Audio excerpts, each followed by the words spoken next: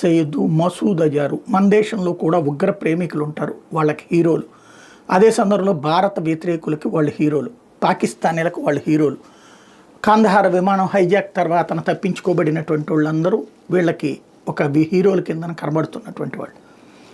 ఎందుకంటే అక్కడ కూర్చుని ఉగ్రవాదుల్ని తయారు చేసేటటువంటి ఫ్యాక్టరీ నడుపుతున్నారు కాబట్టి. ఇప్పుడు మన వాళ్ళ మీదకే మనం వెళ్ళి అటాక్ చేసి వచ్చాం, ఏం పీకలేకపోయారు.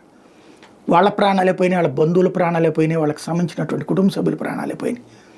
చివరికి వాళ్ళకి సైన్యానికి అక్కడ సంబంధాలను ఎక్స్పోజ్ చేయడానికి ఉపయోగపడింది. ఎట్ ద సేమ్ టైం వాళ్ళు ఏమంటుంటారు, భారత్ని మేము రుచి చూపించాం, భారత్ మీద మేము యుద్ధమే చేసామంటే. అసలు యుద్ధం అంటే ఇది. ఇక్కడ దమ్ముంటే, వాళ్ళకి నిజంగా వాళ్ళ మతం పట్ల చిత్తశుద్ధి ఉంటే, ఇప్పుడు భారత సైన్యం కళ్ళెదురుగుండా ఉంది. రండి, ఎయిర్ ఫోర్స్తో వస్తారా, మీ పాకిస్తాన్ ఎయిర్ ఫోర్స్ తీసుకోండి, లేకపోతే ఆర్మీతో వస్తారా, మీ పాకిస్తాన్ ఆర్మీని తీసుకోండి, భారత ఆర్మీతో తగబడండి, తన్నుకోండి దమ్ముంటే.